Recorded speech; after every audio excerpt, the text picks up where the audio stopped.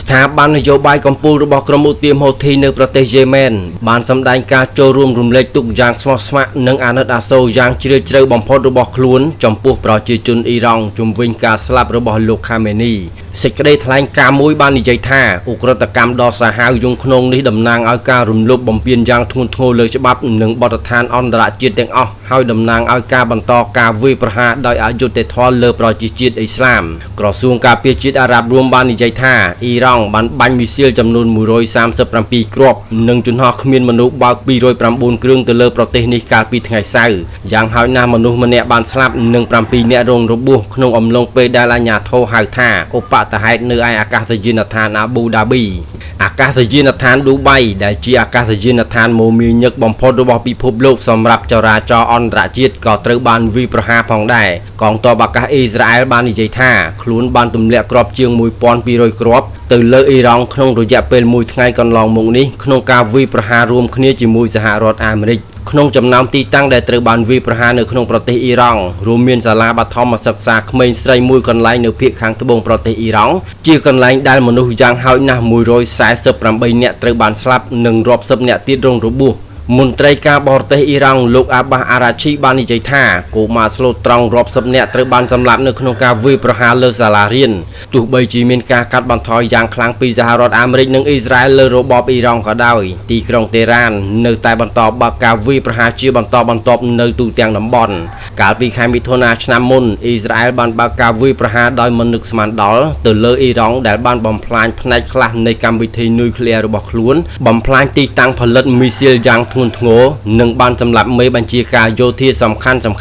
ទោះបីជារងការខូចខាតយ៉ាងធ្ងន់ធ្ងរក៏ដោយការវិភាគរូបកាយរណបបានបង្ហាញថាអ៊ីរ៉ង់បានកសាងឡើងវិញនៅកន្លែងផលិតមីស៊ីលដែលខូចខាតនិងពង្រឹងយ៉ាងឆាប់រហ័សនៅកន្លែងផលិតនុយក្លេអ៊ែរជាច្រើនរបស់ខ្លួនការស្លាប់របស់មេដឹកនាំកម្ពុជារបស់អ៊ីរ៉ង់នៅក្នុងការវាយប្រហារតាមអាកាសរបស់សហរដ្ឋអាមេរិកនិងអ៊ីស្រាអែលគឺជាជ័យជំនះដ៏ច្បាស់លាស់សម្រាប់សម្ព័ន្ធមិត្តទាំងពីរប៉ុន្តែភាពមិនប្រាកដប្រជាជាច្រើននៅខាងមុខខណៈពេលដែលសហរដ្ឋអាមេរិកនិងអ៊ីស្រាអែលអះអាងពីការវាយប្រហារដោយជោគជ័យខ្ពស់ទៅលើគោលដៅជាច្រើនរបស់អ៊ីរ៉ង់រួមទាំងការលុបបំបាត់មេដឹកនាំសំខាន់ផ្សេងទៀតអ្នកវិភាគក៏សម្គាល់ថាមានតែរូបភាពផ្កាយរណបឯករាជ្យមួយចំនួនតូចប៉ុណ្ណោះនៃការខូចខាតនៅក្នុងប្រទេសអ៊ីរ៉ង់ដែលត្រូវបានគេមើលឃើញរហូតមកដល់ពេលនេះរួមទាំងរូបភាពផ្កាយរណបដែលបង្ហាញពីការបំផ្លិចបំផ្លាញបរិវេណរបស់មេដឹកនាំកម្ពុជានិងរូបភាពផ្សេងទៀតដែលបង្ហាញពីពពកផ្សែងខ្មៅហុយឡើងលើនាវាចម្បាំងអ៊ីរ៉ង់ដែលចត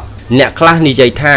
វានឹងចំណាយពេលយ៉ាងហោចណាស់48ម៉ោងដើម្បីទទួលបានព័ត៌មានលម្អិតនិងផុសតាងរូបថតផ្កាយរណបបន្ថែមទៀតអំពីរបៀបដែលការវាយប្រហារនៅថ្ងៃដំបូងរវាងសហរដ្ឋអាមេរិកនិងអ៊ីស្រាអែលទទួលបានជោគជ័យកង្វះផុសតាងឯករាជ្យនៃការបំផ្លាញកងកម្លាំងមីស៊ីលរបស់អ៊ីរ៉ង់បានធ្វើឲ្យមានការសង្ស័យថាតើទីក្រុងតេរ៉ាននៅតែមានអាវុធប៉ុន្មាននៅក្នុងឃ្លាំងអាវុធរបស់ខ្លួនខណៈពេលដែលខ្លួនបានវាយប្រហារតបតវិញទៅលើគោលដៅជាច្រើននៅទូទាំងមជ្ឈមបូព៌ាចាប់តាំងពីចំនួនបានចាប់ផ្ដើមមីស៊ីលប្លង់រាប់រយគ្រាប់និងជំហរគ្មានមនុស្សបើកជាង1000គ្រឿងតាមការរាយការណ៍មួយចំនួនអ្នកវិភាគក៏សម្គាល់ថានៅក្នុងសង្គ្រាមរយៈពេល12ថ្ងៃជាមួយអ៊ីស្រាអែលកាលពីរដូវក្តៅមុនអ៊ីរ៉ង់បានពន្យាពេលដោយប្រើប្រាស់សារពើផនមីស៊ីលនិងជំហរគ្មានមនុស្សបើកភាគច្រើនរបស់ខ្លួនរហូតដល់ពេលក្រោយនៃចំនួនមានតម្រុយមួយនៅព្រឹកថ្ងៃអាទិត្យនេះខណៈដែលអ៊ីរ៉ង់បាននិយាយថាខ្លួនកំពុងបើកការវាយប្រហារជារលកថ្មីនៅទូទាំងតំបន់ដោយទីក្រុងឌូបៃ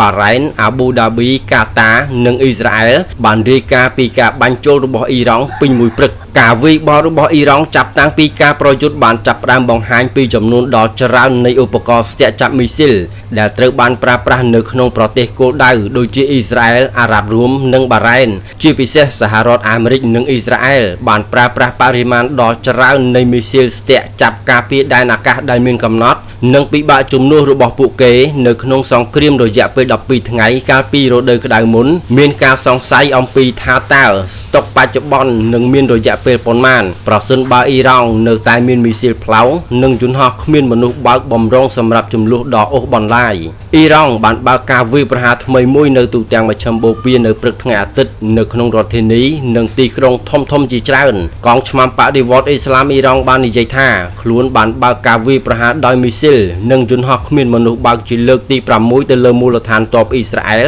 និងអាមេរិកនៅក្នុងតំបន់នេះបើយោងតាមទីភ្នាក់ងារសារព័ត៌មានតាស្មីនពាក់កណ្ដាលផ្លូវការរបស់អ៊ីរ៉ង់យោធាអ៊ីស្រាអែលបាននិយាយថាខ្លួនបានកំណត់អត្តសញ្ញាណមីស៊ីលដែលបាញ់ចេញពីអ៊ីរ៉ង់ឆ្ពោះទៅអ៊ីស្រាអែលហើយប្រព័ន្ធការពារក៏កំពុងដំណើរការផងដែរក្រសួងមហាផ្ទៃកាតាបាននិយាយថាមនុស្ស16នាក់បានរងរបួសដោយមានការខូចខាតសម្ភារៈមានកម្រិតនៅក្នុងតំបន់មួយចំនួននៃប្រទេសប្រព័ន្ធផ្សព្វផ្សាយរដ្ឋបារ៉ែនបានរាយការណ៍ថាកងកម្លាំងការពារដែនអាកាសបានស្ទាក់ចាក់មីស៊ីលយ៉ាងហោចណាស់45គ្រាប់និងយន្តហោះគ្មានមនុស្សបើកចំនួន9គ្រឿងពេញមួយយប់ប្រជាជនជាង200នាក់ត្រូវបានជម្លៀសចេញពីផ្ទះរបស់ពួកគេទៅកាន់សន្តាគារចំនួន3នៅទីក្រុងតេលអាវីវបន្ទាប់ពីអគារយ៉ាងហោចណាស់40ត្រូវបានខូចខាតនៅក្នុងការវាយប្រហាររបស់អ៊ីរ៉ង់កាលពីថ្ងៃសៅរ៍អ៊ីរ៉ង់អាចនឹងបើកការវាយប្រហារភេរវកម្មលើទឹកដីអាមេរិកដើម្បីសងសឹកចំពោះការសម្លាប់មេដឹកនាំកំពូលអាយ៉ាតូឡាអាលីខាមេនីនេះបើយោងតាមអ្នកវិភាគចារកម្ម CNN